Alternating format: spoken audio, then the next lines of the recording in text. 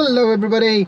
Right, I feel like I should probably say at this point that I'm kind of fitting these videos in a little bit around everything else, you know, like the proper worky stuff. So I'm just sort of on my lunch break at the moment. Vi's just gone off to get some plaster, a little project she's working on, so that's awesome. And I wanted to talk a little bit about the state of space launches, because it was just something that came up that I saw on my phone which I thought was hilarious. So basically, a Lazard investment banker has recently, I wonder if I'm pronouncing that right, Lazard?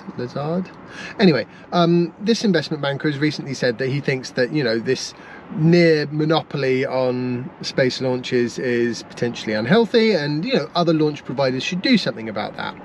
Tony Bruno, the CEO of ULA, has responded. So SpaceX said, well, don't worry about us being a monopoly, because we're a benevolent monopolist and we're happy to launch our competitors, you know, low Earth orbit internet satellites, etc, etc. I mean, they've literally just signed a 14 launch deal with Telsat, I think it is, and they've launched Viasat satellites, they've launched OneWeb satellites. You know, these are fairly direct competitors to Starlink, and SpaceX doesn't mind launching them, which is great. Tony Bruno responded saying, well, I dispute the fact that SpaceX is you know, a near monopoly.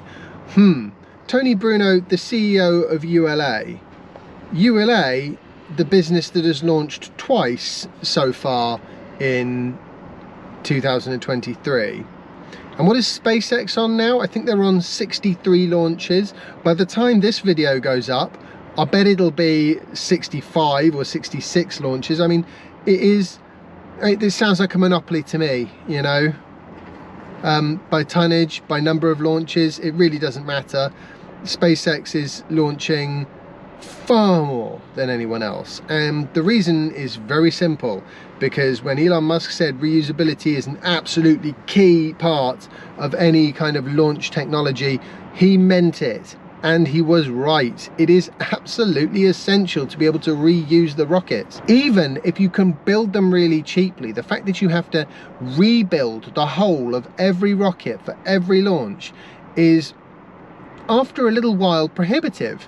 You run out of materials, you can't get the bits you need from suppliers, it's just wasteful and slow.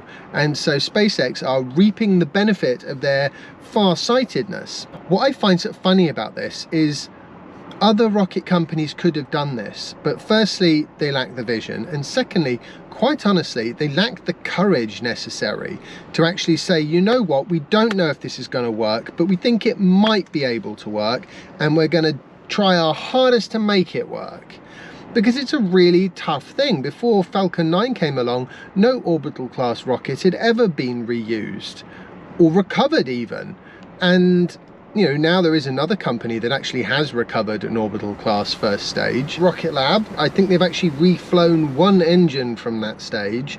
Their rockets are smaller, and so they don't do a propulsive landing because there just would be no payload left if they tried that. So instead they were talking about catching it out of the air with a parachute, and now they're just going for the sort of ditch it in the sea but get it out quickly approach, which in fairness, that's what SpaceX ended up doing with their fairings. They were trying to catch them for ages, and they realized that, to be honest, they could just not do the catch and fish them out of the water, and they could be good to go with a bit of designing for that sort of behavior. But they reuse most of their fairings now, SpaceX do. They reuse, the vast majority of the launches are reused first stages. I think the most flown one at the moment is up to something like 15 or 16 launches.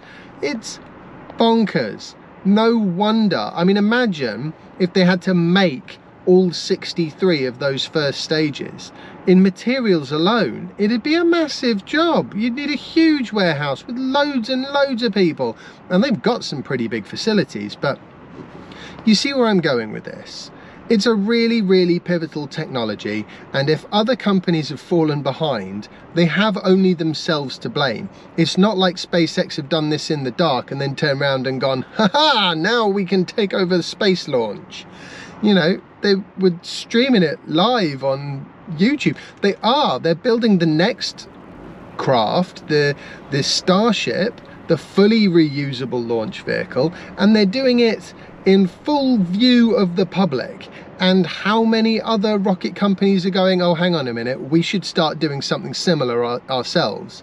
I mean, you do sort of have Blue Origin, sort of, but firstly, they're a long way behind. Secondly, they don't do it in public at all. And thirdly, I really don't know what they spend their money on, because it certainly isn't testing stuff, at least not in public.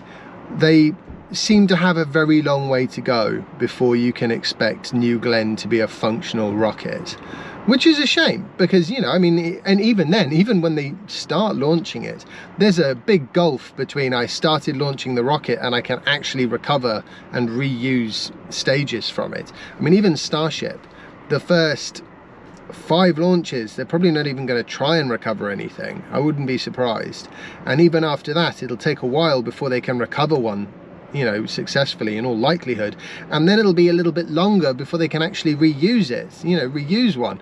It's a time-consuming process. We saw it with Falcon 9.